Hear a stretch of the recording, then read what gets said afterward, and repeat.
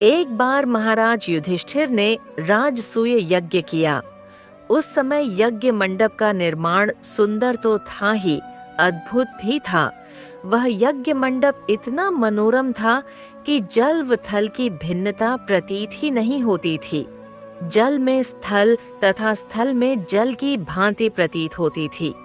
बहुत सावधानी करने पर भी बहुत से व्यक्ति उस अद्भुत मंडप में धोखा खा चुके थे।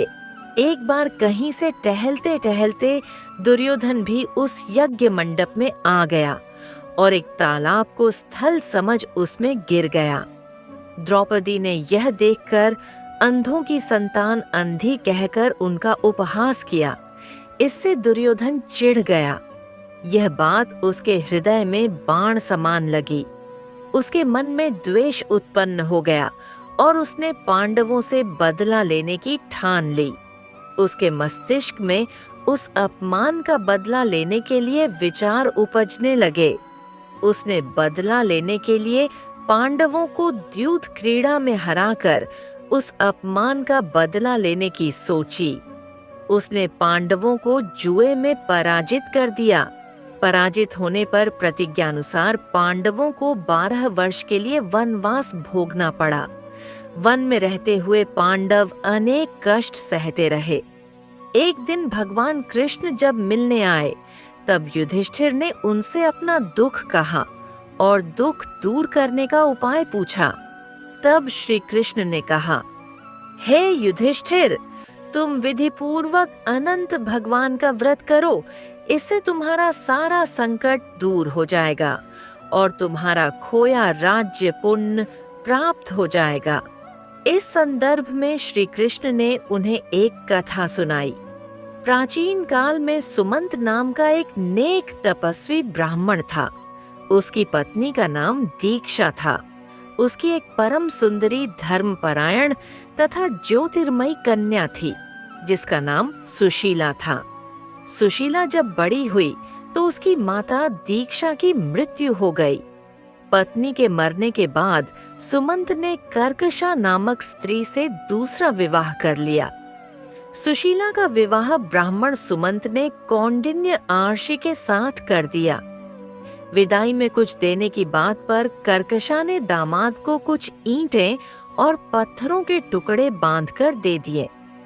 कौंडिन्य अर्षि दुखी हो अपनी पत्नी को लेकर अपने आश्रम की ओर चल दिए, परंतु रास्ते में ही रात हो गई। वे नदी तट पर संध्या करने लगे।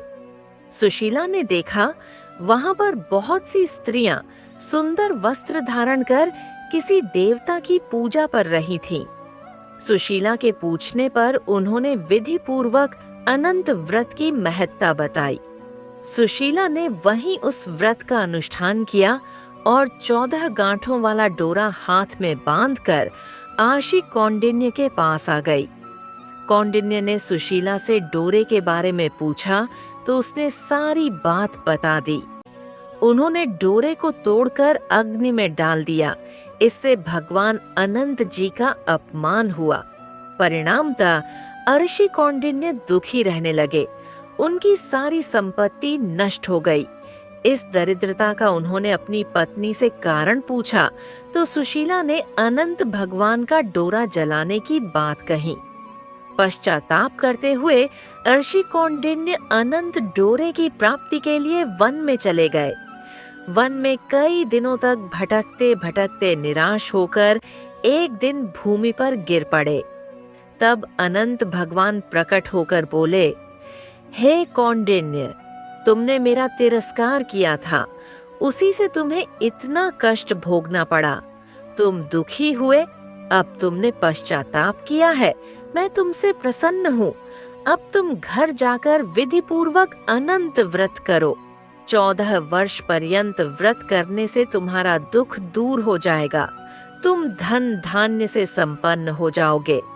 कौंडिन्य ने वैसा ही किया और उन्हें सारे क्लेशों से मुक्ति मिल गई। श्री कृष्ण की आज्ञा से युधिष्ठिर ने भी अनंत भगवान का व्रत किया, जिसके प्रभाव से पांडव महाभारत के युद्ध में विजयी हुए तथा चिरकाल तक राज्य करते रहे।